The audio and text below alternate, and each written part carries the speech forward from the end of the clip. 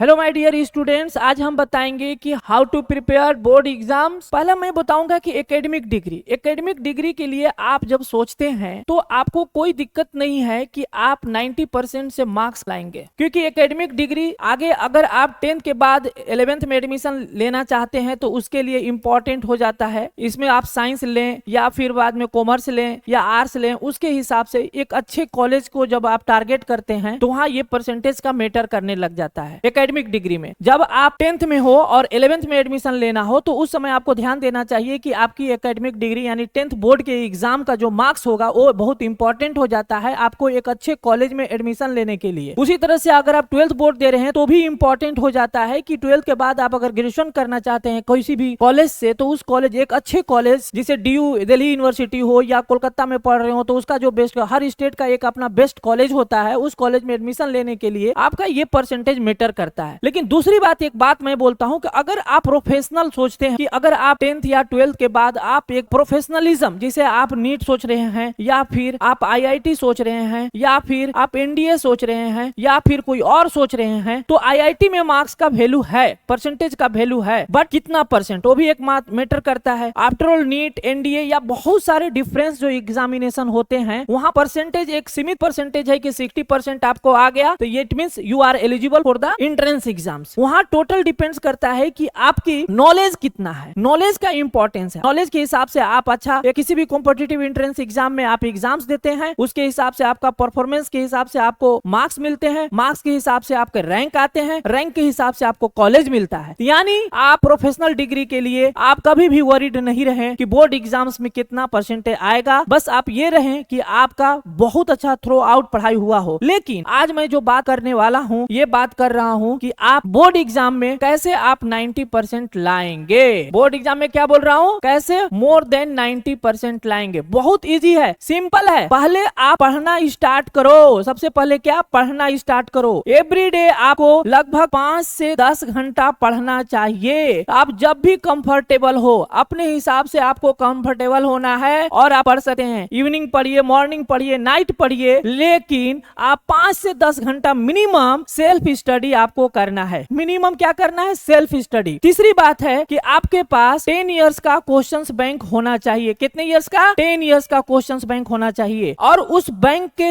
Daily उस question paper को solve करना चाहिए। अगर उससे नहीं हो रहा है तो आप अपने बुक्स में जाइए, थ्योरी में उठाइए और वहां से आप क्वेश्चन सॉल्व कीजिए। चौथी बात है कि आपके पास एवरीडे प्रैक्टिस होना चाहिए। एवरीडे आप प्रैक्टिस कीजिए। क्या प्रैक्टिस करेंगे, प्रैक्टिस ये करना है कि क्वेश्चंस को उठाना है जैसे बोर्ड एग्जाम में पूछे जाते हैं, उसी तरह से आपको बैठना है। क्वेश्चंस को लेकर सब कुछ, मोबाइल वगैरह दुनिया को भूलकर सब कुछ बंद कर दो, रूम दरवाजा बंद कर दो और जिस तरह से एग्जामिनेशन हॉल में 3 आवर्स या 2 आवर्स का एग्जाम्स है उसी तरह से आप अपने एग्जामिनेशन की तरह एकदम सोचो कि मैं एग्जाम दे रहा हूँ, बोर्ड एग्जाम दे रहा हूँ और बैठ के आपको ये एग्जाम सॉल्व देना है। एवरी टाइम्स आपको एनालिसिस करना है कि आप कितने क्वेश्चन पेपर किए थे और कितने क्वेश्चन पेपर आप अकेले में बैठ के कर पा रहे हैं। ये आपको सक्सेस दिलाएगा। 5 पॉइंट अगर मैं बोलूंगा, आपको ऑलवेज पॉजिटिव माइंड रखना है, पॉजिटिव माइंड रखना है, पॉजिटिव थिंकिंग रखना है कि yes I will do it, I can नहीं, I will do it, I have to do it, I will take more than 90% marks in the board exams, that's it. Okay my dear.